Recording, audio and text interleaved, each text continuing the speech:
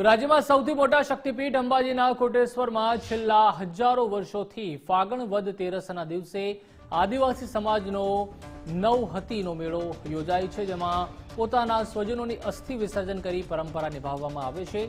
ત્યારે મોટી સંખ્યામાં નવહતી મેળામાં આદિવાસી સમાજે અસ્થિ વિસર્જન કરી પરંપરા નિભાવી છે।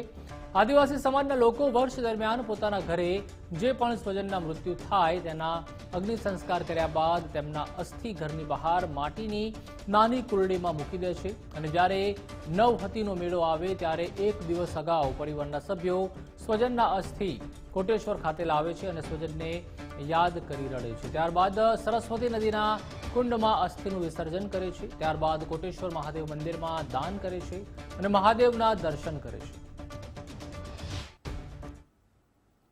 આજે ફાગણ વદ તેરસ અને ગુરુવાર આજના દિવસની અંદર સાબરકાંઠા બનાસકાંઠાની આજુબાજુમાં વસતા આદિવાસી લોકો જે કહેવાય, જેમ આપણી ભારતીય શાસ્ત્રની અંદર લખેલું છે કે જેમ અન્ય સમાજના લોકો હરિદ્વારની અંદર જઈ અને પોતાના સ્વજન ગુજરી જતા હોય તો એમના મોક્ષ માટે મુક્તિ માટે જઈ તે અસ્થિ વિસર્જન કરતા હોય, એવી જ રીતે અહીંયા વસતા જે એમના 12 મહિનાની અંદર આ લોકોના જે પણ સ્વજનો ગુજરી જાય એમના અસ્થિ અને ફૂલ એમને સાચવીને રાખવામાં આવે અને આજના પવિત્ર દિવસોની અંદર કોટેશ્વર નજીક જે સરસ્વતી પવિત્ર નદી આવેલી છે ત્યાં આવી અને અસ્થિ વિસર્જન કરી અને એમનો પિતૃઓનો ઉદ્ધાર થાય, એના માટે મુક્તિ મળે, એના માટે પ્રાર્થના કરતા હોય છે।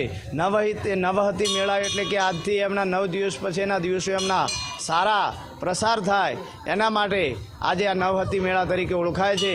મારું નામ કમલેશભાઈ અર્જુનભાઈ ડાભી છે। બારવાસ ગામનો રહેવાસી છું।